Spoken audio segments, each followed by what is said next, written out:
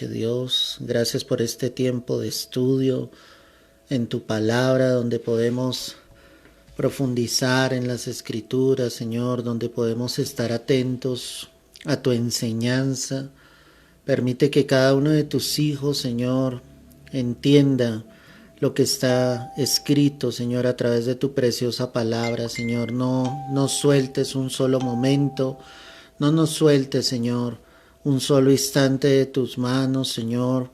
Ayúdanos a entender, Dios, trae luz. Y allí donde tú estás, pídele al Señor que te dé esa sabiduría, ese discernimiento en su palabra, que tú puedas estar atento a su voz, a su consejo, a su enseñanza en esta hora. Señor, gracias, Dios mío, gracias por este tiempo, gracias por este momento de bendición tan grande, Dios, porque es un privilegio poder reunirnos en torno a ti, a tu palabra, poder estar reunidos, Señor, y enfocados en la enseñanza de las Escrituras. Y dile, Señor, dispón mi corazón para recibir en esta noche de ti, de tu palabra, Dios. Que no sea una enseñanza más, Dios, sino que mi corazón realmente esté dispuesto, Señor, a recibir de ti, Dios. Yo te lo pido, dándote las gracias, dándote la gloria, la honra a ti, Dios. Permite que no haya impedimento alguno, Señor, para que tu pueblo, tu iglesia, Señor, se conecte en esta hora y para que juntos podamos recibir de esta enseñanza preciosa que tú nos entregas en esta noche. A ti, Señor, sea la gloria, a ti, Padre, sea todo el honor, porque tú vives, porque tú reinas por los siglos de los siglos. Es en Cristo Jesús, Señor nuestro. Amén y amén. Bienvenidos, mis amados, a esta nueva noche de estudio bíblico. Qué bueno que te estés conectando en esta hora y que tengamos ese corazón dispuesto para aprender, para recibir de la preciosa palabra del Señor. En la clase pasada logramos terminar el versículo 11 del capítulo 1 de Hechos, y allí estábamos enfocando cómo el Señor había ascendido hacia los cielos, cómo los discípulos le vieron partir, y analizábamos allí, iglesia, cómo precisamente ellos podrían dar testimonio, ser testigos efectivamente de lo que el Señor obviamente había hecho, que era su resurrección, y que Él ahora partía al cielo.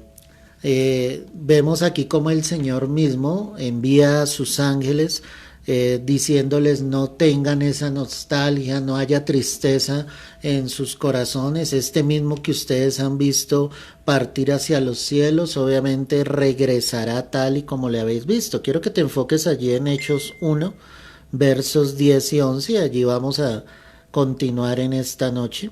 Dice la palabra: y estando ellos con los ojos puestos en el cielo, entre tanto que él se iba, he aquí se pusieron junto a ellos dos varones con vestiduras blancas, los cuales también les dijeron: varones galileos, ¿por qué estáis mirando al cielo?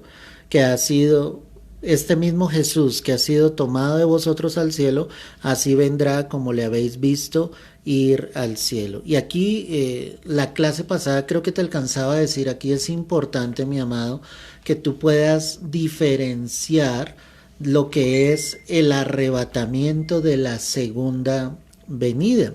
Obviamente la promesa que el Señor había hecho a sus apóstoles era que Él iba a preparar un lugar para ellos, ¿sí? Para que donde ellos, el Señor estuviese, pues ellos también pudiesen estar. Lo que la iglesia está esperando en este momento, pues es el arrebatamiento. ¿Cuál es la diferencia para los que no lo tienen muy claro entre el rapto o el arrebatamiento? Es el mismo, y la segunda venida de Cristo. La diferencia es que el rapto va a ser en un abrir y cerrar de ojos, ¿sí? Por eso el Señor dijo claramente que Él vendría como ladrón en la noche cuando nadie le espera. Es decir, por eso el Señor mismo dijo: oren y velen, para que aquel día no les sorprenda. Es decir, que debe haber una iglesia que lo esté esperando, que esté velando, que esté teniendo comunión con Él, que esté siendo como esas 5 vírgenes sensatas, que obviamente tenían sus lámparas encendidas y de la misma manera, pues obviamente tenían el aceite. Recuerda que el aceite allí es el símbolo del Espíritu Santo como tal. Entonces, la iglesia que está esperando el rapto, ¿sí?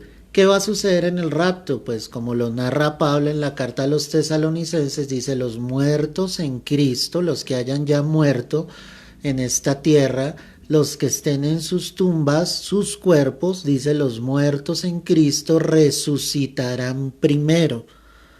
Dice Pablo: luego nosotros, los que hayamos quedado, seremos arrebatados juntamente con ellos para recibir al Señor en el cielo. Entonces, ¿cuál es la diferencia? Que el rapto va a ser de un momento a otro, ¿cierto? El Señor vendrá como ladrón en la noche, y la segunda venida de Cristo, después de que suceda el rapto, se podrán contar literalmente 7 años, y al finalizar esos 7 años, el Señor vendrá por segunda vez y colocará sus pies en esta tierra. En el rapto, Él solamente viene hasta las nubes. En la segunda venida Él desciende, coloca sus pies en la tierra, y es lo que estudiábamos en el semestre pasado sobre la batalla de Armagedón. Cómo el Señor obviamente desciende a pelear contra el anticristo, contra pues el mismo diablo y el falso profeta como tal, que se quieren levantar, que quieren obviamente reinar sobre la tierra, pero veíamos allí claramente cómo el Señor sencillamente con el espíritu que sale de su boca, que es la palabra de Dios, les derrotaría. Entonces, aquí es importante analizar esto. ¿Por qué? Porque los ángeles le estaban diciendo a los apóstoles: este mismo Jesús que ha sido tomado de vosotros al cielo, así vendrá como le habéis visto ir al cielo. Para algunos estudiosos, para algunos teólogos, pues ellos obviamente juntan las dos escenas del rapto y la segunda venida, las toman como una sola, ¿sí? Y para muchos dicen va a ser un solo evento, pero definitivamente la Biblia hace una separación. Cuando los ángeles le están diciendo acá a los apóstoles esto, que así vendrán como le habéis visto ir al cielo, lo que ellos estaban diciendo es: ustedes se encontrarán con el Señor en el cielo, que es lo que narra, porque ya obviamente ellos eran creyentes, ya obviamente ellos eran seguidores de Cristo, ya tenían obviamente al Señor en su corazón, es decir, tenían la salvación heredada por Cristo Jesús, y lo único que necesitaban obviamente era esperar a que el Señor regresase por ellos y los llevase al cielo. Recuerda que Pablo, cuando tú estudias las escrituras, Pablo menciona en muchas de sus cartas cómo él obviamente esperaba al Señor. Sí, en la carta a los Corintios, cuando menciona el tribunal de Cristo, y él está diciendo: esto corruptible se vestirá de incorrupción. Ahí él está hablando acerca del rapto. En la carta a los tesalonicenses, cuando cita lo que te acabo de decir, cómo los muertos en Cristo resucitarán primero, luego nosotros los que hayamos quedado.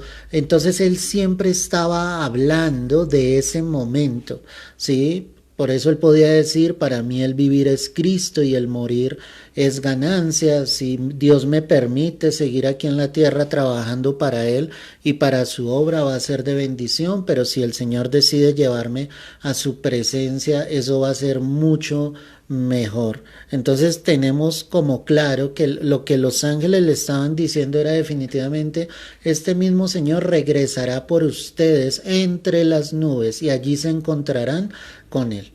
La segunda venida va a ser al final de los tiempos, después de la gran tribulación que va a haber sobre la faz de la tierra, donde el anticristo obviamente ya se habrá manifestado, donde los juicios de Dios vendrán sobre la tierra, los sellos, las copas, las trompetas se derramarán sobre la tierra, la ira de Dios. Y aquí es importante ver que en esa segunda venida Ahí sí el Señor obviamente regresará para juzgar con un juicio justo. Recuerda que Jesús, cuando fue llevado ante el concilio, pues él fue llevado de una manera injusta. El juicio que le hicieron a nuestro Señor Jesucristo fue un juicio totalmente injusto, pero él regresará para juzgar con justicia. Quiero que miremos unos textos. Filipenses capítulo 3 verso 20, ve allí conmigo.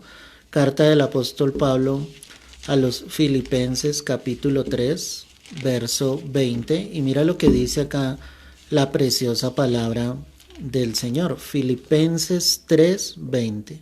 El apóstol Pablo dice: mas nuestra ciudadanía está en los cielos, de donde también esperamos al Salvador, al Señor Jesucristo, el cual transformará el cuerpo de la humillación nuestra para que sea semejante al cuerpo de la gloria suya, por el poder con el cual puede también sujetar a sí mismo todas las cosas. Y aquí encontramos otro texto de los que te estaba hablando. Pablo está diciendo a la iglesia en Filipo: nuestra ciudadanía pertenece a los cielos. Tenemos una ciudadanía como representantes, ¿sí?, del Señor allí en los cielos. Nosotros somos ciudadanos de los cielos y desde ese mismo cielo esperamos al Señor y al Salvador Jesucristo. Mira cómo él confirma una vez más el anhelo que él tenía de partir con el Señor, cómo él sabía que el Señor regresaría, y habla de una transformación. Dice: él transformará el cuerpo de la humillación nuestra para que sea semejante al cuerpo de la gloria suya. O sea, habla de esa humillación en el sentido de la persecución por el evangelio, cómo eran golpeados, cómo eran encarcelados, cómo sencillamente tenían que vivir tantas cosas a costa del evangelio y por tener a Jesús en su corazón. Pero él está diciendo: esta humillación se transformará en gloria, la gloria del Señor. Estaremos para siempre con Dios. Y este mensaje que Dios nos está entregando en esta noche es precisamente para esto, iglesia, para que tú confirmes que estás en Cristo, que estás caminando con el Señor, que estás en la voluntad de Dios, que obviamente esperas de los cielos al Salvador, al Señor Jesucristo, que anhelas que Él regrese, que anhelas que Él vuelva. Es lo que queremos, es lo que anhelamos, es lo que estamos esperando. En primera carta a los Tesalonicenses, capítulo 1, verso 9, mira lo que dice acá la palabra. Primera carta a los Tesalonicenses, capítulo 1, verso 9.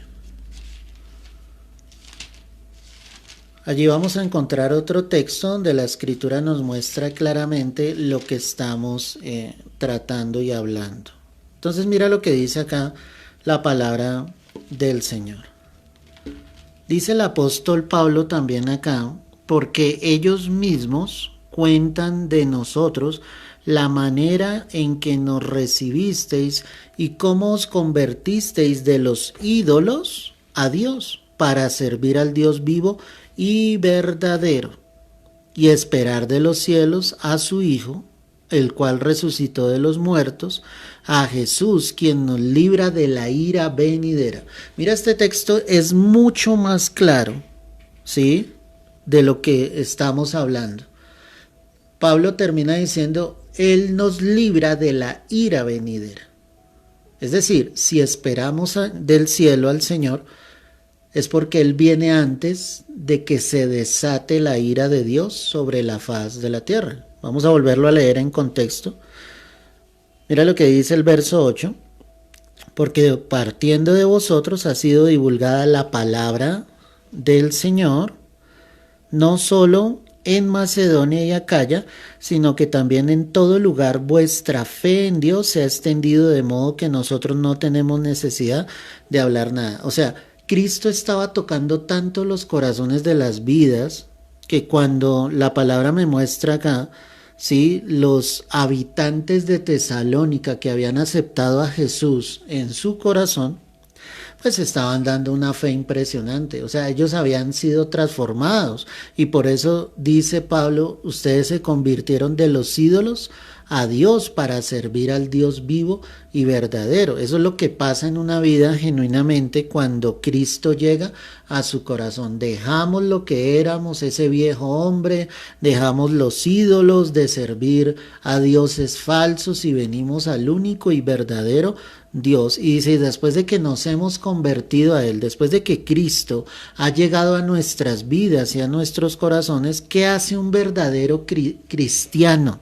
Él espera de los cielos al Hijo de Dios, al que resucitó de los muertos, y aclara a Jesús.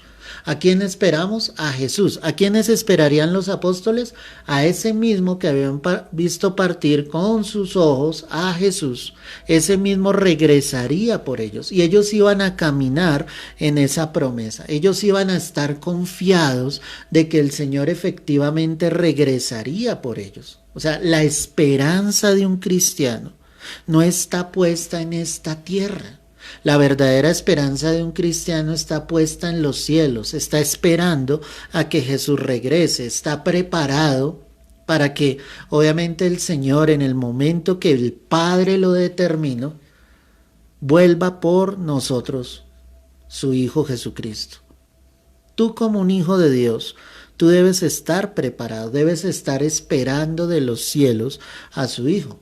Si sencillamente, iglesia, no habláramos de la venida del Señor en el rapto, pues nuestra predicación estaría siendo en vano. Mira que Pablo mismo lo hablaba. O sea, él llevaba las almas a que viniesen a Cristo y ¿con qué esperanza? Con la esperanza de que Cristo regresaría por ellos y que había una promesa de vida eterna, de que estaríamos para siempre con el Señor. Afiánzate en eso, pídele al Señor y dile, Señor, prepárame para ese día, prepárame para el día en que tú has de venir sencillamente por tu iglesia. Entonces ese texto es demasiado claro, ¿sí? Y aquí este texto sí me hace esa separación entre el rapto y la segunda venida de nuestro Señor Jesucristo. Por eso Pablo dice, quien nos libra de la ira venidera. Si Jesús viniera y cuando Él venga se acaba todo, ¿de cuál ira venidera estaría hablando Pablo? Entonces Pablo está haciendo esa separación. El Espíritu mismo lo guía obviamente para que haya esa revelación y esa luz. Y él dice, esperamos de los cielos a nuestro Señor, a nuestro Salvador Jesucristo. Cuando Él venga nos levantará en ese abrir y cerrar de ojos y Él nos libra de la ira venidera. Mira lo que dice Apocalipsis, el capítulo 3, verso 10. Allí está también muy claro lo que estamos enseñando en esta hora. Obviamente lo analizamos siempre a la luz de la palabra. Apocalipsis 3:10. Y dice la Escritura, por cuanto has guardado la palabra de mi paciencia, yo también te guardaré de la hora de la prueba que ha de venir sobre el mundo entero para probar a los que moran sobre la tierra. De las 7 iglesias que aparecen en Apocalipsis, podríamos decir que la iglesia ideal delante del Señor es la que aparece acá, que es la iglesia de Filadelfia. Entonces el Señor les está obviamente animando, fortaleciendo, les está alabando, esa es la palabra correcta, su comportamiento. Y dice, como ustedes han guardado la palabra de mi paciencia. ¿Cuál es la palabra de su paciencia? Ellos esperaban pacientemente la promesa de la que estamos hablando, de que el Señor regresaría por ellos. El evangelio siempre ha sido vituperado, el creyente siempre ha sido perseguido, el creyente no tiene concordancia con el mundo porque somos luz, el mundo son tinieblas, y en esa época pues obviamente mucho más el evangelio empezaba a ser extendido y los creyentes eran perseguidos totalmente. Pero ¿en qué esperaban los creyentes? En la promesa de que Cristo volvería por la iglesia. Por eso el Señor les dice, por cuanto has guardado la palabra de mi paciencia, yo también te guardaré de la hora de la prueba que ha de venir sobre el mundo entero. ¿Y cuál es la manera en que Dios va a guardar la iglesia de la hora de la prueba que ha de venir sobre el mundo entero? Dios no estaba hablando, por ejemplo, de esta pandemia que acaba de suceder. Él está hablando en tiempos finales, está hablando del tiempo de la gran tribulación. La hora de la prueba que ha de venir sobre el mundo entero, ¿sí? Para probar a los que moran sobre la tierra, va a ser obviamente el juicio de Dios, la gran tribulación. Pero el Señor está diciéndole a la iglesia, yo te guardaré de ese momento. Es decir, Cristo vendrá antes y se llevará la iglesia. Y ahí sí Dios desatará su ira sobre la tierra. Entonces quiero que tengamos en claro esto, iglesia, porque la promesa que le estaban dando los ángeles, o lo que los ángeles estaban recordándole a los apóstoles, era eso. Este mismo Jesús, vuelve allí a Hechos 1, verso 11, este mismo Jesús que ha sido tomado de vosotros al cielo, así vendrá como le habéis visto ir al cielo. Claro, cuando la iglesia se encuentre con el Señor en el cielo, pues nosotros le veremos. Le veremos como ese cordero inmolado. Y recuerda que la palabra inmolado es que veremos las huellas en sus manos, en su costado, ¿sí? De cómo Él obviamente entregó su vida por nosotros. Recuerda lo que dice allí Apocalipsis capítulo 19, ¿sí? Que su ropa venía teñida en sangre. Es decir, cuando Él regrese por segunda vez a la tierra, también los habitantes de la tierra podrán ver la evidencia de que Él murió en la cruz. Pero ya desafortunadamente ellos lo verán para perdición, porque ya el juicio de Dios se ha determinado sobre aquellos que no quisieron recibir el amor de la verdad para ser salvos. Entonces tenemos claridad sobre esta parte. En Hechos 1:12, la escritura está diciendo, entonces volvieron a Jerusalén desde el monte que se llama del Olivar, el cual está cerca de Jerusalén, y dice allí la palabra camino de un día de reposo. Y acá hay algo importante que te lo alcanzaba a explicar en la clase pasada, y es que ellos volvieron a Jerusalén, el lugar donde estaban, siendo perseguidos, porque no solamente fue perseguido el Señor Jesucristo, sino ahora obviamente perseguían a aquellos que eran seguidores de Jesús.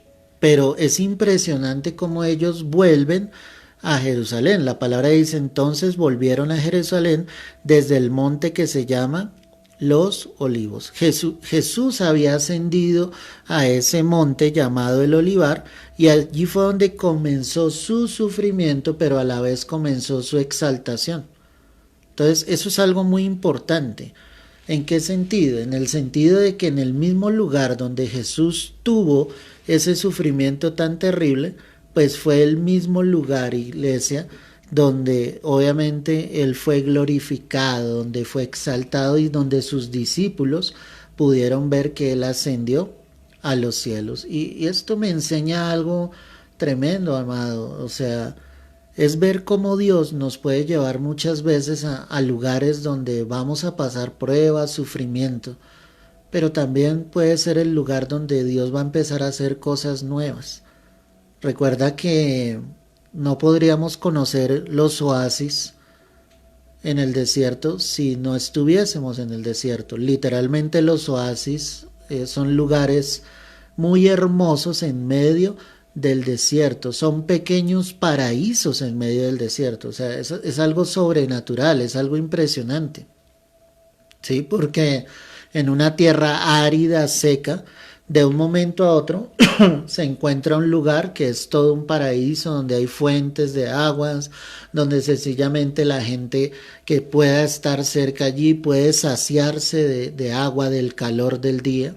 Y es algo impresionante, y es darnos cuenta en el mismo caso de Jesús, cómo ese mismo lugar, que fue un lugar terrible, donde fue su sufrimiento, allí fue donde Jesús precisamente les llevó para que él también fuese exaltado. Este monte del que estamos hablando, del Olivar o de los Olivos, sí, estaba a unos 1000 metros de Jerusalén, es decir, estaba a una distancia de 1 kilómetro aproximadamente. Entonces, quiero que entiendas esto, por eso es que podemos tener un dato exacto, qué distancia recorrió Jesús cargando su cruz. La cruz fue puesta sobre Jesús, él estando allí en Jerusalén, y él tuvo que ir hasta el monte, ¿sí?, donde iba a ser crucificado. La palabra lo denomina el lugar llamado la calavera, ¿sí?, pero el monte era el de los olivos como tal, y tuvo que caminar 1 kilómetro con esa cruz sobre sus espaldas. Y es algo tan tremendo, hermano, porque es darnos cuenta del amor de Dios. O sea, no fue una distancia corta, no fueron unos cuantos metros, no fueron 10 metros, no fueron 30 metros. Fue 1 kilómetro, fueron 1000 metros los que él tuvo que recorrer con su espalda herida, con el sufrimiento físico que llevaba sobre él. Pero pese a todo eso, vemos la gloria de Dios en su vida. Y como la misma escritura nos dice en la carta a los Hebreos, por el gozo puesto delante de él, sufrió la cruz y menospreció el oprobio. Es decir, Jesús cargó su cruz con gozo porque él sabía que era necesario ir a esa cruz, morir en esa cruz, en amor por todos nosotros. Y a veces nosotros no somos capaces de cargar nuestra propia cruz. Recuerda que el Señor dijo, si alguno quiere ser mi discípulo, pues niéguese a sí mismo, tome su cruz y sígame. Carga la cruz. Cuanto tiempo sea necesario, cuánta distancia sea necesaria, cárgala en la misma actitud que Jesús lo hizo por nosotros, con gozo. No reniegues, perdóname la expresión, no maldigas, no contiendas con el Señor. O sea, tienes que cargar tu cruz. Jesús cargó su propia cruz. Y es darnos cuenta que no fue fácil. O sea, a veces el mismo creyente ignora voluntariamente el sacrificio de Jesús en la cruz. Nosotros nos podemos dar cuenta de ese amor y es terrible, mi hermano, es darnos cuenta cómo el Señor manifestaba su amor, cómo no se dio por vencido, cómo continuó adelante. Sabemos que la escritura dice que en un instante un hombre que fue José de Arimatea que le ayudó a cargar esa cruz, pero eso ya fue sobre el final. Jesús cargó su cruz totalmente. No sabemos con exactitud por qué Cristo permitió eso, pero cuando yo lo analizo, yo me doy cuenta que José de Arimatea es un hombre que nos representa a nosotros en el sentido para que él mismo se diera cuenta de cuál era la cruz que el Señor estaba cargando, que es la cruz que el hombre debe llevar, o sea, entender el sacrificio de Jesús, entenderlo. Para algunos historiadores, Jesús solo cargó el madero, es decir, la parte horizontal, pero eso tergiversa totalmente lo que dice la palabra. La escritura dice, él cargó la cruz, es decir, que la cruz iba completa. Por eso es que algunos en la tradición pueden observar películas, ¿sí?, donde la parte vertical de la cruz estaba ya sobre el monte y lo único que hicieron fue pegar el madero que el Señor llevaba, pero eso es algo que es antibíblico, no va de acuerdo a la palabra del Señor. Cristo cargó su cruz completa y, como te lo decía en otra ocasión, esa cruz pesaba aproximadamente de 130 a 135 kilos, pesaba esa cruz. O sea, es impresionante el peso que Cristo Jesús llevaba sobre él y no podemos menospreciar realmente la obra de la cruz. Antes tenemos que exaltar a Cristo, darnos cuenta todo lo que el Señor hizo, obviamente por cada uno de nosotros. Eh, Había algo dentro de la tradición judía y es que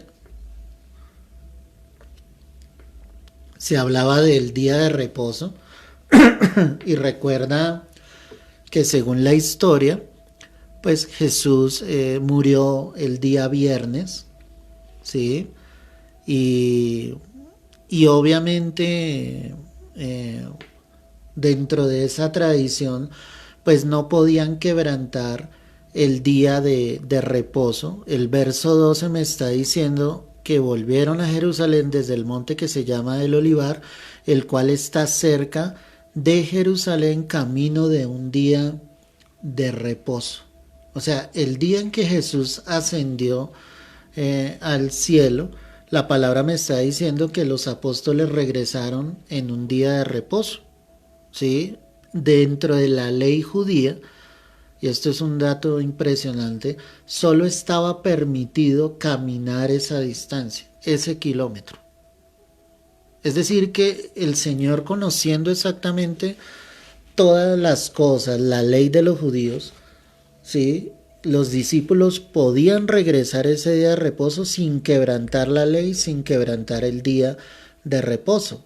Ahora, otra cosa es que ya en Cristo Jesús, mis amados, pues obviamente Jesús es el todo en nuestras vidas. No somos judíos de nacimiento, ¿sí? Y ya cuando Cristo llega a un corazón, pues nosotros no estamos bajo el concepto de la ley, en el sentido de cumplir la ley en todas sus áreas, porque Cristo cumplió la ley por nosotros, y eso es algo que tú debes entender. Como el hombre era incapaz de cumplir la ley, pues Cristo cumplió la ley y la cumplió a cabalidad, le dio total cumplimiento. Ahora, ¿cuál es el día del Señor? Para muchos que son adventistas, pues ellos guardan el día de reposo, ¿sí? Para muchas sectas, ¿sí? Guardan el día de reposo. ¿Y el día de reposo cuál es? El sábado. Muchos critican al cristiano y dicen, ustedes no guardan el día de reposo, pero es que ya nosotros en Cristo, el día del Señor son todos los días, no solamente es el domingo. Si alguien se pregunta, pastor, ¿por qué la iglesia cristiana se congrega los domingos? Porque es el día en que Jesús resucitó. Esa es la esencia. Y hay una celebración. Es como cuando domingo tras domingo nosotros celebramos la cena y la palabra dice allí, quiero que lo mires conmigo, vea a la primera carta a los Corintios, el capítulo 11, verso 26. Primera carta a los Corintios 11, 26. Dice la escritura, así pues, todas las veces que comieres este pan y bebieres esta copa, la muerte del Señor anunciáis hasta que Él venga. Y recuerda que lo hemos explicado, anunciar la muerte del Señor es anunciar su resurrección. Es decir, que cuando nos reunimos como iglesia, cuando celebramos la cena, estamos anunciando que Jesús resucitó, y no solamente que Jesús resucitó, sino que Jesús regresará por la iglesia. Esa es la razón por la cual la iglesia se reúne los domingos. Pero, escúchame bien esto, cuando estemos aquí analizando las escrituras nos vamos a dar cuenta que ellos perseveraban en la doctrina, en la comunión, en el partimiento del pan, en las oraciones, y cuando se reunían todos los días. O sea, la iglesia primitiva, mis amados, se reunía todos los días. Eso lo que me deja ver ahí claramente es cómo el Señor se convirtió en la esencia del creyente todos los días, todos los días. Quiero que mires Hechos 2. Y mira inicialmente Verso 42. Dice, y perseveraban en la doctrina de los apóstoles, en la comunión unos con otros, en el partimiento del pan y en las oraciones. Y mira lo que dice el verso 46. Y perseverando unánimes cada día en el templo. ¿Qué hacían? Partían el pan en las casas, comían juntos con alegría y sencillez de corazón, alababan a Dios y teniendo el favor de todo el pueblo, y el Señor añadía cada día a la iglesia a los que habían de ser salvos. Ojalá subrayes ahí el verso 46, la primera parte. Dice, perseveraban unánimes cada día en el templo. ¿Qué deberíamos hacer nosotros como creyentes? Reunirnos todos los días. Buscar a Dios todos los días. Sacar un tiempo para Dios en el templo todos los días. Así lo hizo la iglesia primitiva. Con el tiempo solamente se hace 1 o 2 días a la semana. Pero por eso tú debes buscar al Señor todos los días de tu vida. Debes perseverar en esa búsqueda del Señor. Entonces cuando miramos en Hechos 1:12, vuelve allí, dice, entonces volvieron a Jerusalén desde el monte que se llama del Olivar, el cual está cerca de Jerusalén, camino de un día de reposo. Y dice la Escritura que pues obviamente regresaron a Jerusalén y parece ser que el regreso de los apóstoles pasó desapercibido. Recuerda cuál era el contexto. Ya Jesús había sido crucificado, pero ahora ¿qué querían los judíos? Matar a los seguidores de Cristo.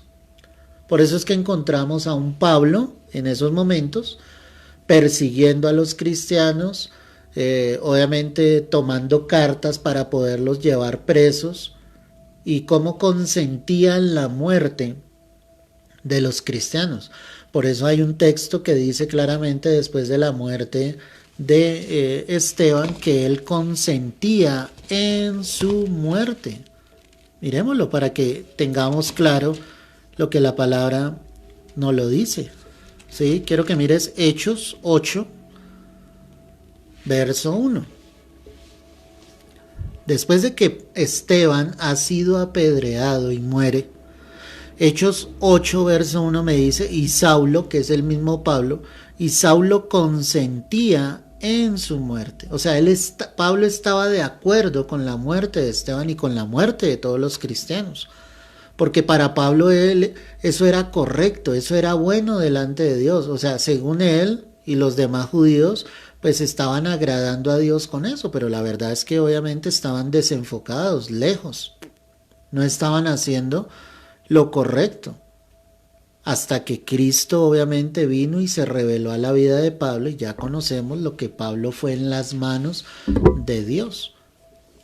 Muchos de nosotros pudimos haber perseguido a los cristianos antes de conocer al Señor, hicimos burla de ellos, obviamente blasfemamos contra su predicación, contra lo que nos estaban diciendo, pero definitivamente Dios, por su gracia, por su misericordia, nos tenía llamados para salvación. Ellos entonces regresan a Jerusalén, pero hay un acto sobrenatural, y ese acto sobrenatural es que regresan de una manera desapercibida, ¿sí? A los ojos de la gente. Es como si el Señor mismo se hubiese encargado de esconder a sus enemigos.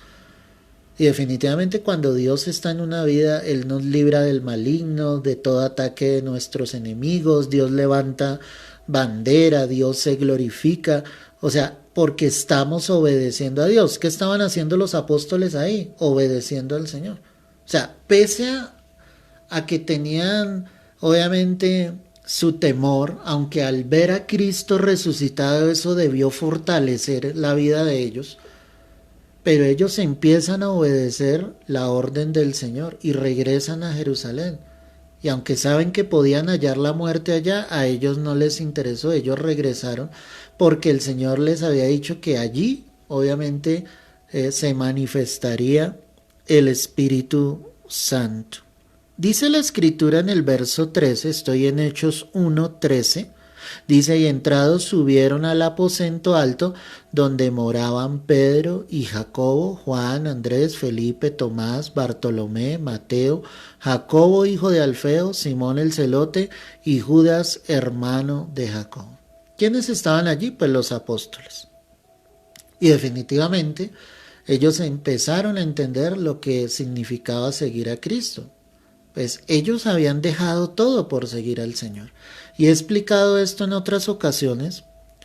Y obvio, ellos tenían familias.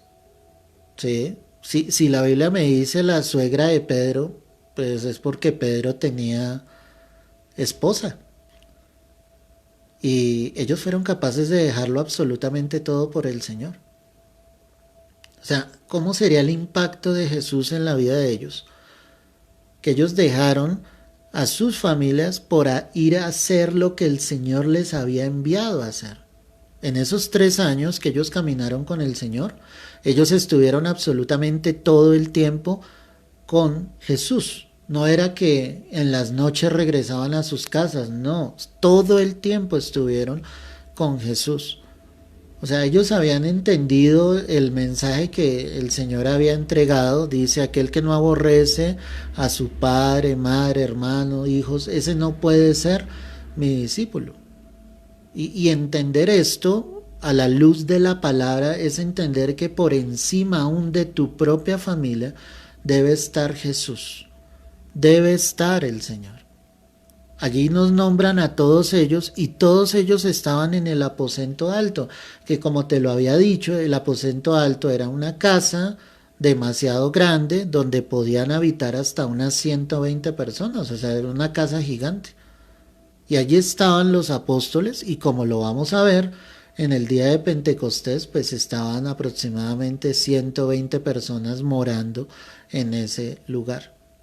Pero aquí lo importante es cómo ellos están reunidos, estaban juntos como hermanos en Cristo y los vemos apoyados los unos a los otros, enfocados en el propósito de Dios. Y acá hay algo, iglesia, es que cuando nosotros nos fortalecemos en oración, en comunión, cuando nos damos ese amor como hermanos en Cristo Jesús, cuando tú no te sientes solo, sino sabes que tienes a tus hermanos en Cristo, que te puedes apoyar en ellos en oración, en comunión, que están ahí para levantar tus brazos, que están ahí para fortalecerte, para darte una palabra de ánimo, eso es importante.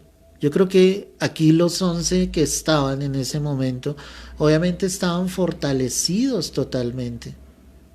Ya el amor entre ellos había crecido, ya obviamente estaban como uno solo en Cristo Jesús. Y eso es lo que nosotros necesitamos realmente, iglesia. Estar como uno solo en Cristo. Estar como uno solo en el Señor. A veces la iglesia de Cristo está tan dividida, cada uno está en pos de lo suyo. No, nos olvidamos de lo que Dios nos enseñó. Nos habló del amor al prójimo. Nos habló de amarnos los unos a los otros. Nos habló de perdonar las ofensas los unos de los otros. Y encontramos una iglesia tan fragmentada, tan egoísta, tan superficial, sin preocuparnos los unos de los otros. Es bueno que tú le preguntes a tus hermanos cómo te sientes, Dios te bendiga. Es bueno que le preguntes a tu pastor, pastor, ¿cómo te sientes? Es bueno que me tengas en tus oraciones, que clames a Dios, que clamemos los unos por los otros. Este texto que estamos analizando, o sea, es impresionante y no es casualidad que el Señor los nombre aquí a todos ellos.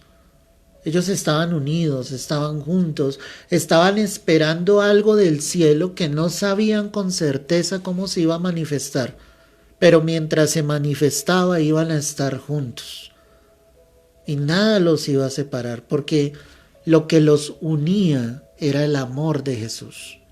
Lo que realmente hacía que ellos estuviesen allí juntos era Jesucristo. Lo que debe hacer que nosotros estemos unidos es Jesús. Es el Señor, es nuestro amor a nuestro Rey, es nuestro amor a nuestro Salvador. Eso es lo que nos debe mantener unidos. Ora, ora, pídele a Dios por tus hermanos, así no conozcas el nombre de alguno. Cuando tú ves a alguien tal vez afligido en la iglesia, ora al Señor y dile: Señor, yo te ruego por esta hermana, no conozco su nombre, tú sí sabes quién es ella, pero ayúdala, fortalécela en medio de su aflicción. Una oración es tan poderosa, iglesia. Una oración de verdad que nos hace falta y nos fortalece y nos ayuda. Ellos se amaban como uno solo, como uno solo. Si miramos la escritura en Lucas 24, verso 33, mira lo que dice acá la palabra, Lucas 24, verso 33.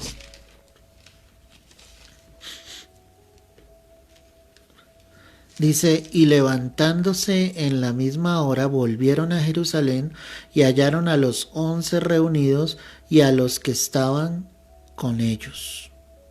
¿Te das cuenta? ¿Cómo se encontraban los discípulos? Juntos, reunidos, siempre. En Juan 20, verso 19, mira lo que dice la escritura. Juan 20, verso 19, mira lo que dice acá la palabra. Cuando llegó la noche de aquel mismo día, el primero de la semana, estando las puertas cerradas en el lugar donde los discípulos estaban reunidos por miedo de los judíos, vino Jesús y puesto en medio les dijo que paz a vosotros. ¿Te acuerdas que hubo un momento en que ellos fueron dispersos?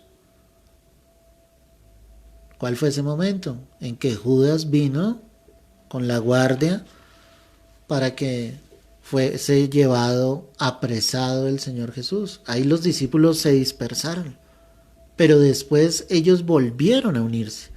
Después de la muerte del Señor estaban juntos. La escritura me confirma acá y dice que ellos tenían miedo de los judíos. Estaban reunidos allí todos porque estaban atemorizados por los judíos. ¿Y qué querían hacer los judíos? Pues matarlos a ellos también. Pero estaban juntos. Acá lo importante es estar juntos. Aquí lo importante es fortalecernos los unos a los otros. Y necesitamos pedirle al Señor que en estos tiempos Él nos ayude a eso. Que haya una iglesia que ame a Cristo, pero que haya una iglesia unida, que tú sepas que hay un hermano que está clamando al Señor por tu vida, que tú sepas que hay un hermano con el cual tú te sientes identificado en que en su fe, en su amor al Señor, en su constancia, en su perseverancia. Que hayan hermanos en Cristo que tú puedas tomar como ejemplo y decir: yo quiero el fuego de Dios que hay en este hermano, en esta hermana en Cristo, su amor, su servicio al Señor, su pasión por Cristo. Yo también lo quiero, Señor. Pero que estemos unidos. La palabra dice, vuelve a Hechos 1, verso 14. Dice que ellos perseveraban unánimes en oración y ruego con las mujeres y con María, la madre de Jesús, y con sus hermanos. ¿Cómo utilizaban ellos el tiempo? Eso es una pregunta importante en estos momentos, iglesia. Y lo primero que me dice aquí la palabra es que estaban unánimes en oración. Es decir, que mientras estaban reunidos, ellos clamaban al Dios de la gloria, ellos clamaban al Dios de poder. Ya recuerda que te había enseñado, ya Jesús había orado por ellos. Ahora era el momento en que ellos tenían que orar por sí mismos y por todos los que iban a conocer de Cristo. O sea, la responsabilidad que ellos tenían era demasiado grande. Yo quiero decirte que esa es la misma responsabilidad que todos nosotros tenemos. Lo que pasa es que algunos la ignoran voluntariamente. Predicar el evangelio no es una responsabilidad solo del pastor. Predicar el evangelio es una responsabilidad de todos nosotros, iglesia. Y debe ser una responsabilidad donde estemos unidos en oración, clamando a Dios para que el Espíritu de Dios toque las almas, toque las vidas. Pero algunos se olvidan de perseverar en sus oraciones. En Santiago 5, ve allí conmigo el verso 13. Mira lo que dice la Escritura. Santiago 5:13 dice: ¿está alguno entre vosotros afligido? Haga oración. ¿Está alguno alegre? Cante alabanzas. O sea, va a haber aflicción en medio de tu vida cristiana, pero la palabra dice: ¿estás afligido? Ora, clama a Dios. Todas las respuestas tú y yo las vamos a encontrar en el lugar de oración. Por eso Satanás ataca tanto la oración. Yo te pregunto en esta noche, sé sincero con Dios, ¿eres un hombre, una mujer de oración? ¿Te consideras realmente un hombre o una mujer de oración? ¿Cuál es la respuesta que tú le das al Señor? Si tu respuesta es que no eres ese hombre, esa mujer de oración, ¿cuál es la respuesta que tú le puedes entregar a Dios? Y decirle por qué no estás orando. ¿Es pereza? ¿Es que no lo sientes hacer? ¿Es que dices no lo necesito? ¿Cuál es la respuesta? Pero la Biblia, a través de toda la Escritura, me insta a orar y me muestra el poder de la oración. Y me muestra que cuando oro, pues hay respuesta. Desde el mismo profeta Jeremías, cuando el Señor dijo a través de él: clama a mí y yo te responderé y te enseñaré cosas grandes y ocultas que aún no conoces. Desde ese mismo instante el Señor está obviamente diciendo: clamen, yo voy a responder, yo les quiero enseñar cosas que ustedes todavía no conocen. ¿Cómo Dios te va a revelar la palabra? Y cuando digo darte luz en las Escrituras, si no eres un hombre, una mujer de oración, ¿cómo vas a ganar un alma para Cristo cuando no estás orando por esas almas? ¿Cómo vas a ganar a los tuyos? Algunos dicen: no, es que mi familia no ha llegado a los pies de Cristo, pero ¿qué estás haciendo tú en tu oración? ¿De verdad eres ese hombre, esa mujer de oración? ¿De verdad estás clamando con un ruego profundo en tu ser para que los tuyos conozcan de Dios? Tú sabes que esos yugos, esa ceguera espiritual se va a quebrar es con oración. Hay que clamar a Dios. Algunos se sienten mal en una condición paupérrima, en una condición donde se sienten obviamente pisoteados, pero ni aún así son capaces de levantar su mirada al cielo y clamar a Dios. Tú necesitas volver a orar. ¿Qué hacían los discípulos? Ellos no se fueron a esconderse, solamente ahí atemorizados diciendo: no, aquí calladitos que nadie nos encuentre. No, ellos se fueron a orar, clamaban a Dios. En ese tiempo, ¿qué les esperaba a ellos? Pues les esperaba obviamente peligros, muchas aflicciones. ¿Y cuál iba a ser la única manera en que Dios los iba a librar? Si ellos estaban en una constante oración. Ese mismo Pedro, ese mismo Jacobo y ese mismo Juan que se durmieron cuando el Señor les dijo: mi alma está muy triste hasta la muerte, quedaos aquí, ¿cierto? Velad conmigo y oren para que no entren en tentación. Esos mismos que en ese momento se quedaron dormidos, ahora estos mismos iban a orar porque ya habían entendido que necesitaban hablar con el Señor, depender de Dios, que si Dios no iba a estar con ellos no iban a poder llegar al cumplimiento de la obra de Dios sobre sus vidas. Mientras tú no ores, el diablo va a hacer lo que bien le parezca contigo. Escúchame muy bien lo que te estoy diciendo en esta noche. Por eso es que no ves respuesta en muchas áreas. Por eso es que estás ahí estancado. Por eso es que no hay un progreso en tu vida. Y no te estoy hablando solamente de un progreso material, sino un progreso espiritual. Por eso es que no hay un crecimiento en tu vida. Porque dejaste de orar, porque dejaste de clamar, de buscar la presencia del Señor. Pero ellos sí perseveraban. ¿Cómo no vamos a orar cuando el enemigo se quiere levantar en contra de nuestras vidas? La palabra me deja ver, vuelve allí a Hechos. Estamos en Hechos 1, analizando el verso 14. Todos estos perseveraban unánimes en oración. La palabra dice que oraban unánimes. Eso habla de la unidad del Espíritu. Si miro Efesios 4, el verso 3, mira lo que dice la palabra. Efesios 4, verso 3. Solícitos en guardar la unidad del Espíritu en el vínculo de la paz.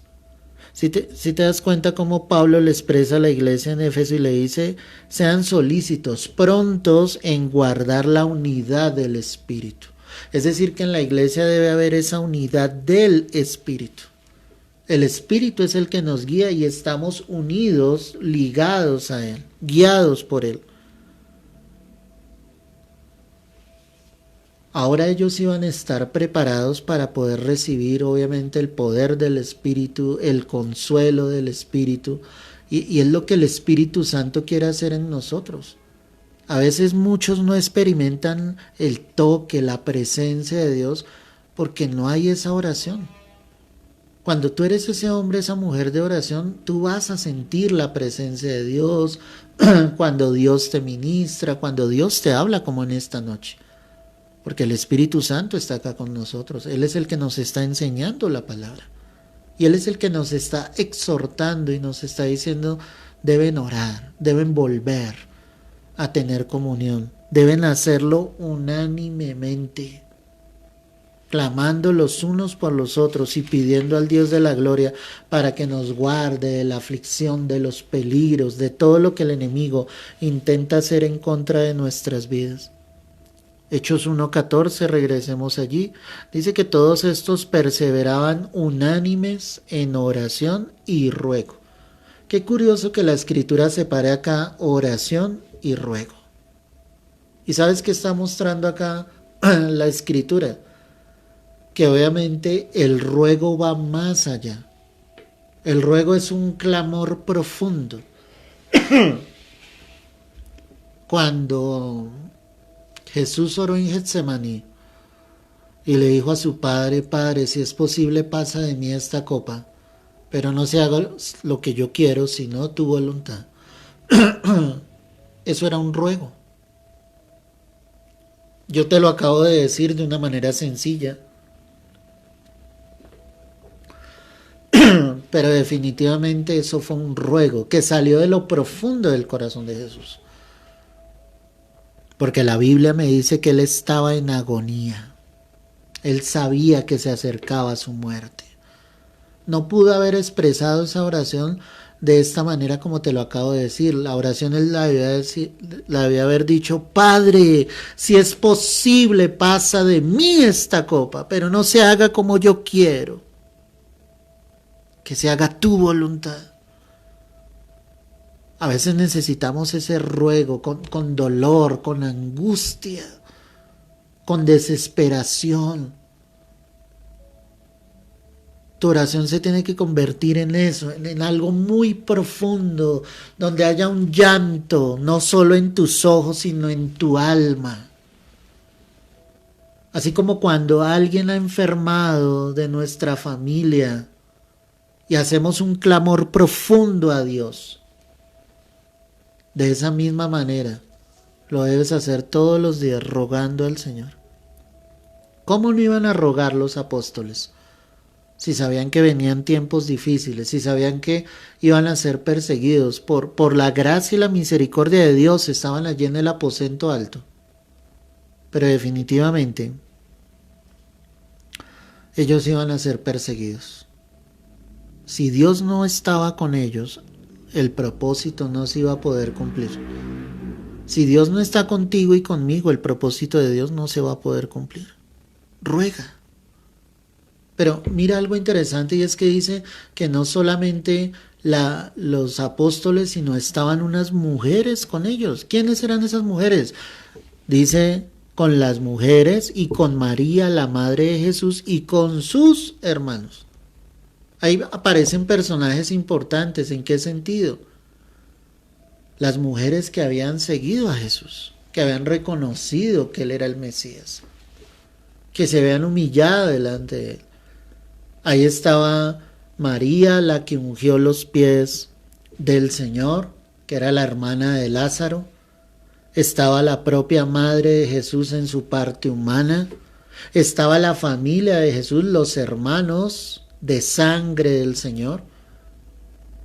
Es decir, que su propia familia había creído en él, realmente como el Mesías, como el Hijo de Dios. Y eso es algo impresionante, mi amado.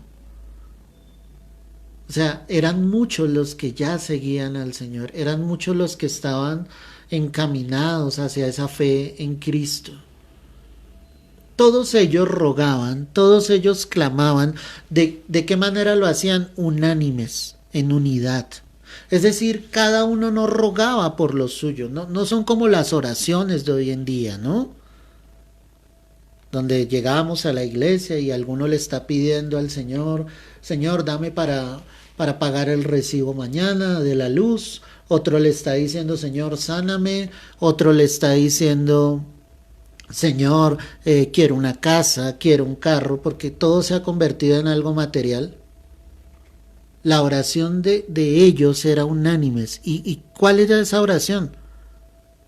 Una oración de fortaleza, una oración de fe, una oración donde estaban unidos en ese clamor profundo al Señor para que ellos pudiesen cumplir con la obra.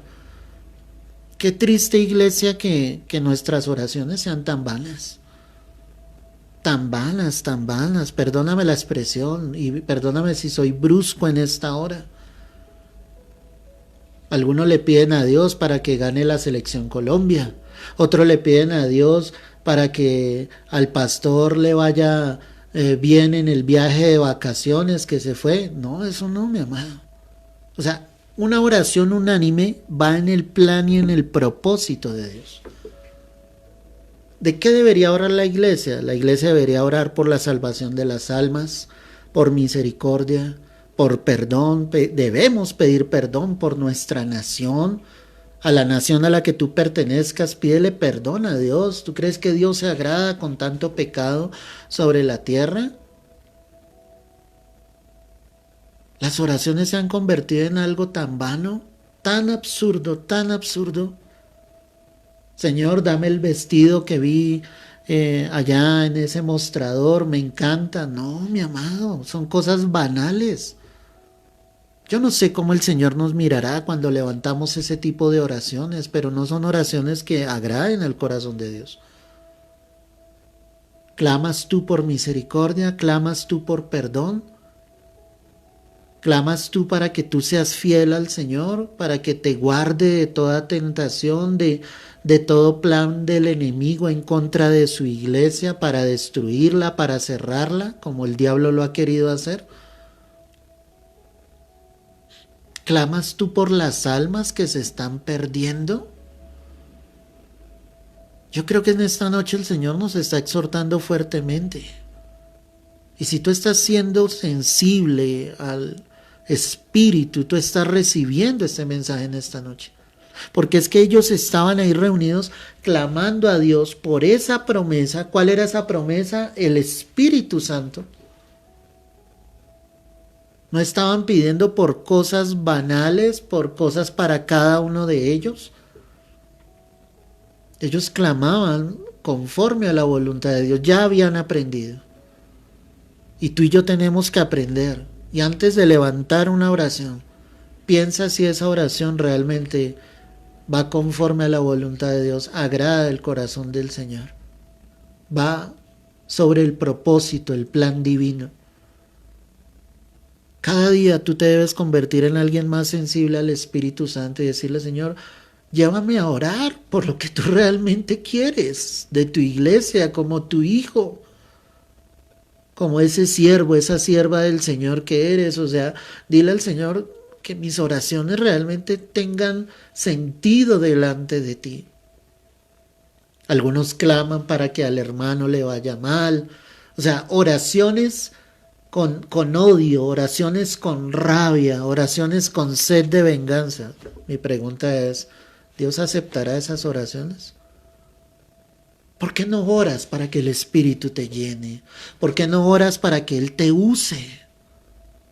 ¿Por qué no oras para que tú puedas ir a los perdidos?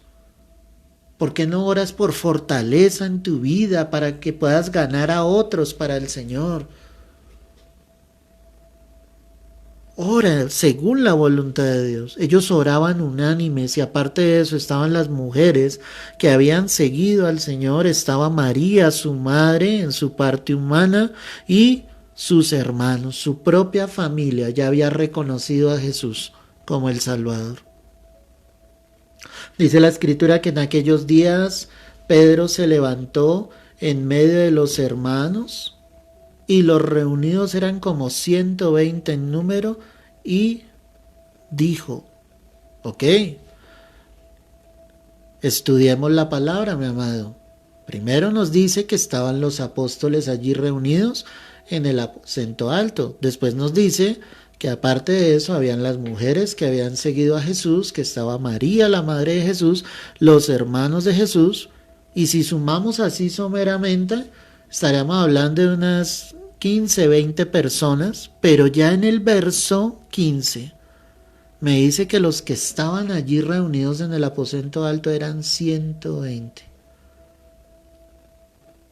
Es decir, que la gente estaba llegando a ese lugar, los que amaban al Señor, los que habían recibido a Cristo, y poco a poco se habían reunido más y más.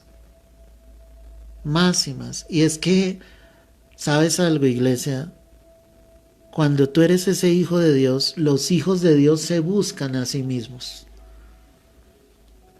O sea, el hijo de Dios no está buscando a los del mundo, el verdadero hijo de Dios. El Hijo de Dios está buscando a los suyos, a sus hermanos en Cristo. Solo con ellos tiene coinonía. Y esa palabra coinonía, para el que no la entienda, es unidad. Solo con mis hermanos en Cristo yo me siento unido, yo siento un vínculo perfecto, o como lo dice la palabra, en el vínculo perfecto del amor. Porque todos amamos a Jesús. 120 estaban allí cuando Pedro se levantó en aquellos días a hablarles, a decirles un mensaje que obviamente ya venía de parte del Señor. Pero estaban unidos, llegaban más. La palabra, como lo vemos o lo vimos más adelante, dice que el Señor añadía a la iglesia a los que habían de ser salvos. Y ese es el anhelo que debe haber en nosotros, que el Señor siga añadiendo más personas a Cristo. O sea, pídele a Dios eso en tus oraciones. No le digas, Señor, trae más gente a la iglesia, porque la gente llega a la iglesia y no precisamente todos son hijos. Dile al Señor, añade a tu iglesia a los que han de ser salvos.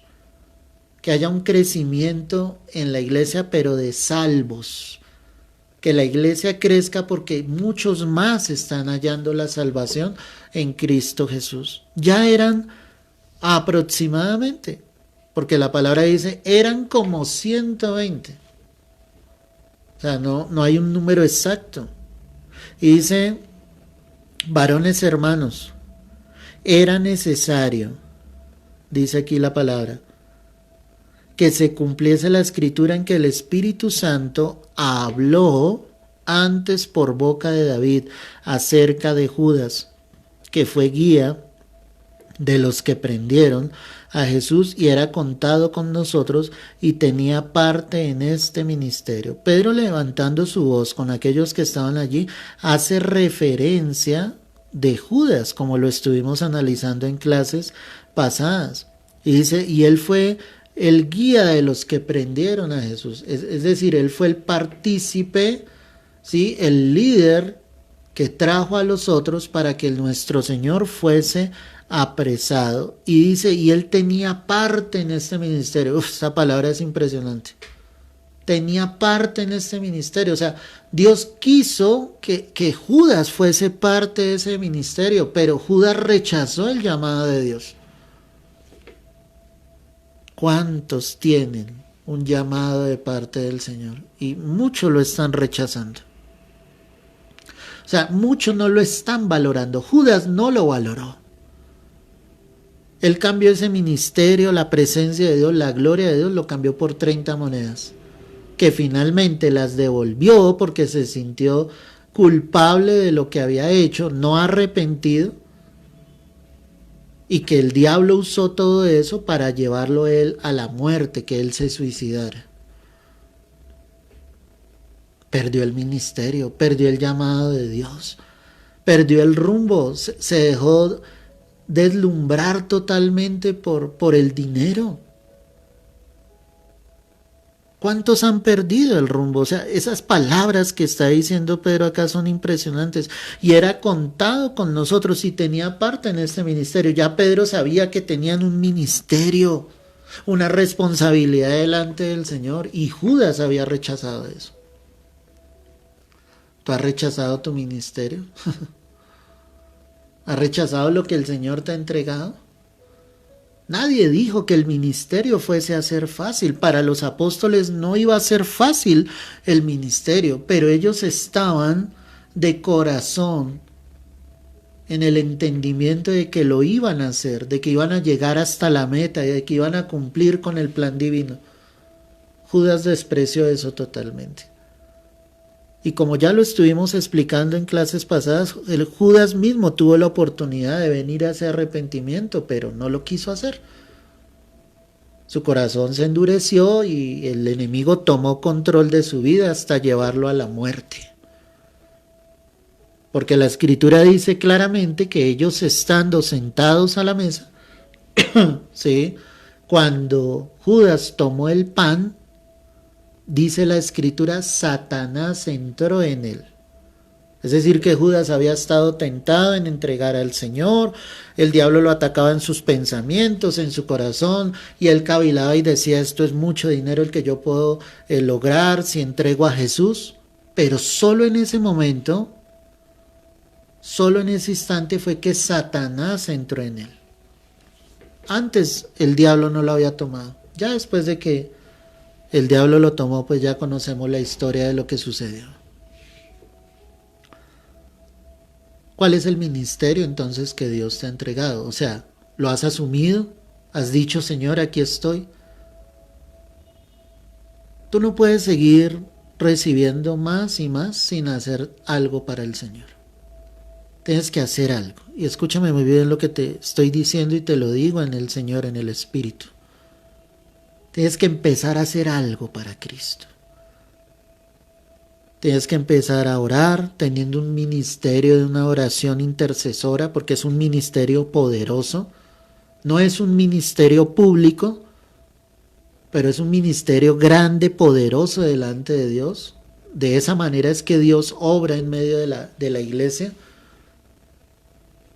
Puedes empezar a evangelizar, a salir a llevar el mensaje de salvación, a repartir un tratado, a hablar con las personas que están en la calle, que son miles que no conocen de Cristo. El ministerio no es solo dentro de la iglesia. También hay ministerio que está afuera como misionero. Y cuando la palabra habla de los apóstoles, en el contexto original, en el griego original, cuando se habla de los apóstoles, eso me lleva a traducir un misionero. Es decir, que los verdaderos apóstoles son misioneros. ¿Y quiénes son los misioneros? Los que van a diferentes lugares y siembran la palabra para que muchos conozcan y allí se establecen congregaciones, pero ese apóstol sigue hacia otros lugares, ese misionero sigue hacia otros lugares, sembrando más y más iglesias. Ese es el verdadero apóstol. Alguno puede tener ese llamado y si lo tiene, gloria a Dios. Por eso el apóstol Pablo, tú lo ves que habla a la iglesia en Corinto, a la iglesia en Filipo, a la iglesia en Colosa, en Tesalónica. ¿Te das cuenta? Todos esos eran lugares, ciudades diferentes donde la palabra había sido sembrada y donde habían sido cimentadas congregaciones, donde se predicaba obviamente acerca de nuestro Señor Jesucristo. ¿Cuál es el ministerio que tú tienes? Pueden ser ministerios dentro de la iglesia.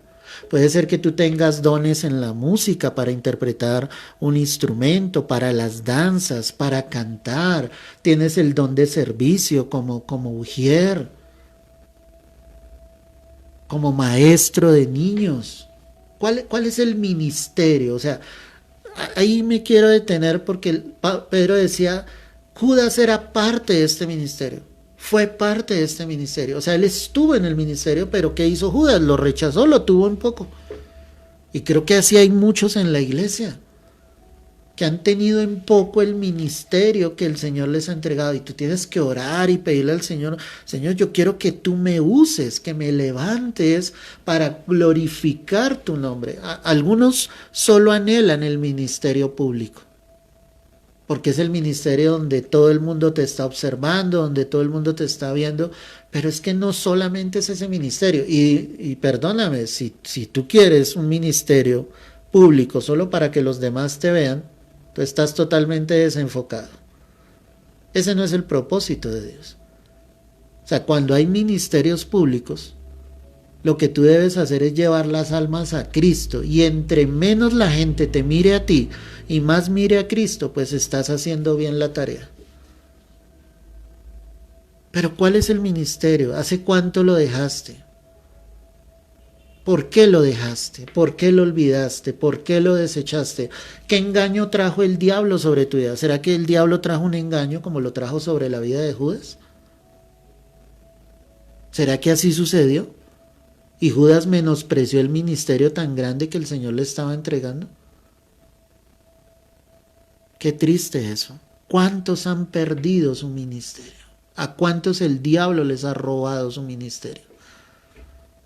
Pero hoy Dios te está diciendo, ahí está, irrevocables son los dones y el llamamiento de Dios. Son irrevocables, pero Dios necesita corazones que quieran hacer la obra, que quieran hacer las cosas. Que tú seas sensible al Señor. Que tú digas, yo quiero empezar a hacer algo. Y por eso el llamado en esta noche, iglesia, es empezar a hacer algo para Cristo. Que seas sensible a lo que el Señor está hablando. Pedro sigue hablando de Judas y dice, este pues con el salario de su iniquidad adquirió un campo y cayendo de cabeza se reventó por la mitad y todas sus entrañas se derramaron. Y aquí analizábamos en las clases pasadas, pues Judas devolvió las monedas y cuando Pedro está explicando esto, pero ¿cómo así? ¿Judas entonces no se ahorcó? ¿Cómo así que se cayó y se reventó por la mitad y todas sus entrañas se derramaron? O sea, ahí explicábamos el contexto. La palabra nos deja ver cómo cuando Judas devolvió las monedas, los sacerdotes dijeron, no podemos quedarnos con este dinero, porque este dinero ya salió de nosotros y no puede volver a regresar. Y lo que hicieron ellos fue comprar ese campo, porque finalmente Judas no fue el que lo compró. Por eso tenemos una escena de tiempo donde transcurren varios días. Entonces, en la escena, ¿qué sucede? Pues pasado el tiempo, después de que él devolvió las monedas, no fue un acto inmediato cuando él se suicidó, y eso tú lo tienes que entender como lo expliqué en las clases pasadas, y no voy a entrar nuevamente a explicarlo, solo quiero ir a esto. Él se ahorca, y por eso la palabra dice que cayendo de cabeza se reventó por la mitad. Entonces lo que entendemos es que del árbol que él se colgó para ahorcarse, esa rama no resistió el peso de Judas, ¿sí? Y él cae en tierra y se revienta hasta sus entrañas. O sea, una muerte supremamente trágica, terrible.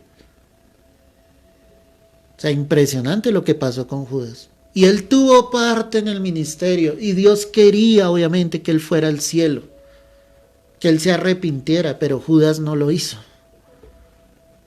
¿Te das cuenta todo lo que llegamos a perder por no estar en el Señor, en la voluntad de Dios, por no escuchar al Señor, por no arrepentirnos de nuestras faltas, de nuestros pecados? ¿Te das cuenta hasta dónde puede llevar Satanás una vida?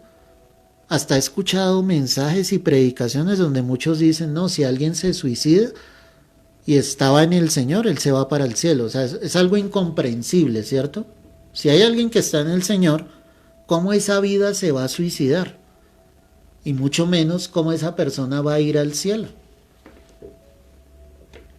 Eso es algo que no tiene lógica. Si hay alguien que está en el Señor, por más difícil que esté pasando circunstancias y por más de que el enemigo esté atacando su mente y su corazón diciéndole suicídate, acaba con tu vida, así terminarás con esta aflicción, con este martirio, siempre el Señor estará ahí, levantando esa vida diciéndote no lo hagas, yo estoy contigo, no temas, no desfallezcas, yo soy tu Dios que te esfuerzo. El que llevó a Judas a esa condición fue el mismo diablo. Satanás fue el que lo llevó a ahorcarse, a matarse. Y fue terrible la muerte. Y ahí Pedro nos está dando claridad de lo que sucedió obviamente con Judas. Y dice que fue notorio a todos los habitantes de Jerusalén de tal manera que aquel campo se llama en su propia lengua Aceldama, que quiere decir campo de sangre. O sea, ese campo ya era llamado así, campo de sangre. Y obviamente no era un buen lugar en ese sentido. O sea, ¿quién va a colocar a un territorio campo de sangre? Imagínate eso. O sea, acá espiritualmente lo que nosotros empezamos a ver es que así como hay lugares de bendición a través de la palabra, cuando vemos, por ejemplo, que la palabra nos dice de ese Peniel, donde Jacob se encontró con el Señor en ese Peniel, y ese Peniel es obviamente la presencia de Dios, la casa del Señor, la plenitud de Dios, un encuentro genuino con el Señor. Es un lugar de bendición. También el diablo obviamente tiene lugares que son de perdición, como este que aparece acá que se llamaba campo de sangre. ¿No te parece curioso? Y allí fue donde fue a ahorcarse Judas, y allí fue donde murió Judas.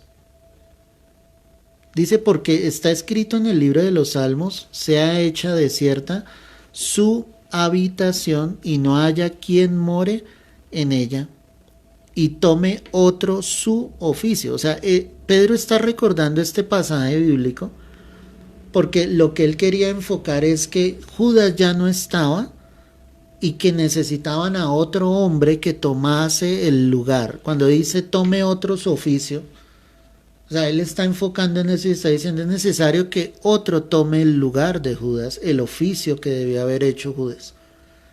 Y aquí viene una parte donde obviamente ellos por sí mismos como que quieren volver a completar el grupo de los 12 que habían antes, porque tal vez ellos decían, si el Señor eligió a 12 es porque Él quiere que seamos 12, pero en ningún momento vemos a Dios diciéndoles tienen que escoger a otro hombre.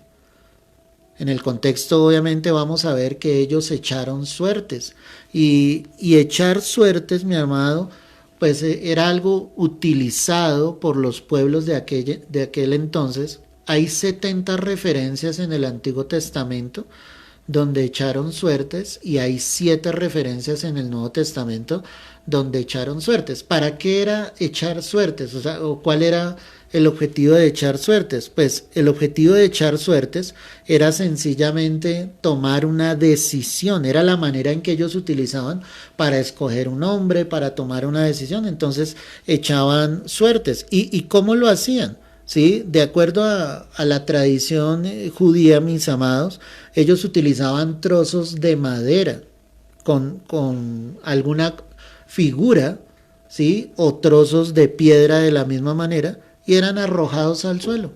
Y de acuerdo a esto, ¿sí? De acuerdo a la manera que ellos ya hubiesen trazado con anterioridad, ¿sí? Por ejemplo, decían el trozo de madera, si cae en esta posición, entonces esto quiere decir esto. Si la piedra cae en esta posición, entonces este es el elegido. Era la manera en que ellos utilizaban. Pero al llegar el Espíritu Santo, y aquí es donde ellos como que se equivocan, por más de que oraron a Dios, ¿sí? Ellos se equivocan porque a partir de ese momento el que les iba a guiar era el Espíritu Santo. Por eso, mis amados, nosotros no podemos tomar decisiones echando suertes, como dejando al azar. O sea, el que nos guía es el Espíritu Santo. ¿Y cómo nos guía Dios? A través de la palabra del Señor. O sea, toda la guía que el creyente necesita debe estar a la luz de la palabra. Y obviamente contextualizado totalmente. Cuando Abraham envió a su siervo, ¿cierto? Para que escogiera esposa para su hijo, pues el siervo colocó una señal. Eso era como de cierta manera echar suertes. Y dijo, bueno, la mujer que venga y nos debe beber a mí, a los siervos que vienen conmigo, ¿sí? Y aún a las bestias, a los camellos que vienen con nosotros, esa es la mujer que Dios determinará que será la esposa, obviamente, de mi amo. Y ahí fue donde llegó obviamente la esposa de Isaac, que era Rebeca. Pero nosotros no podemos estar en estos tiempos de esa manera. O sea, lo que yo quiero que tú entiendas es que la iglesia hoy es guiada por el Espíritu Santo. Ni siquiera es guiada por profetas. Escúchame muy bien esto. Porque a veces en esa falsa profecía, el enemigo da una profecía y la iglesia se deja guiar por lo que dijo ese profeta, así vaya en contra de la palabra. La iglesia es guiada por el Espíritu Santo y es guiada a través de la palabra del Señor. Por eso en clases pasadas veíamos un ejemplo, creo que fue en la introducción, cómo el Espíritu Santo les prohibió que fuesen a determinado lugar. Así lo dice la Escritura. Y el Espíritu Santo mismo les dijo a dónde debían ir ellos. Ahora ellos eran guiados por el Espíritu Santo. A lo que vamos es que de esas suertes, pues salió alguien escogido. Mira el verso 26. Dice, y les echaron suertes y la suerte cayó sobre Matías y fue contado con los 11 apóstoles. Pues obviamente Matías no es que fuese un hombre malo, él era alguien que conocía del Señor, era alguien obviamente temeroso de Dios, ¿sí? Porque eran dos los opcionados, verso 23, y señalaron a dos, a José llamado Barsabás, que tenía por sobrenombre Justo, y a Matías. Pero es que Dios ya tenía, perdóname la expresión, Dios ya tenía un reemplazo para Judas, y adivina quién era. Era el apóstol Pablo. Pablo era el que Dios tenía escogido, obviamente. Es tanto lo que Dios deja ver a través de la palabra, que Matías no era el hombre que el Señor tenía escogido, no porque no fuese un hijo de Dios, no porque no pudiese ser ese siervo de Dios. Perdóname la expresión que voy a utilizar, es tan insignificante lo que pudo hacer Matías que no se vuelve a mencionar en la palabra. Mientras que a Pablo, de ahí en adelante, el Señor le da toda una trascendencia cómo lo empieza a usar. O sea, lo que yo quiero que tú aprendas de esto es cómo muchas veces tú tomas decisiones echando suertes, como dejando al azar las cosas, y con el tiempo tú te vas a dar cuenta que el Señor no estuvo en el asunto. El verso 24 dice, y orando dijeron, tú, Señor, que conoces los corazones de todos, muestra cuál de estos dos has escogido, para que tome la parte de este ministerio de apostolado de que cayó Judas por transgresión para irse a su propio lugar. ¿Y qué pasó acá? Y les echaron suertes, y las suertes cayó sobre Matías. La palabra no me dice, y el Espíritu dijo, o el Señor permitió que fuese Matías. No, la suerte cayó. La manera que ellos hubiesen utilizado, si fue con madera, si fue con piedras, o sea, la suerte cayó sobre Matías, pero eso no quiere decir que era el Señor el que estaba escogiendo a Matías. Nosotros no podemos ser guiados de esa manera, por suertes. Necesitamos ser guiados por el Espíritu Santo. Por eso es que después Pablo aparece en escena. Por eso es que los apóstoles acogen a Pablo después, porque entienden. Y dicen, si este hombre que nos perseguía, que nos quería matar, ahora ha conocido del Señor, y Dios lo empieza a usar de una manera tan poderosa. Ese era el escogido de Dios. A veces se terminan escogiendo personas equivocadas, y aquí quiero mirar muchas cosas ya para terminar.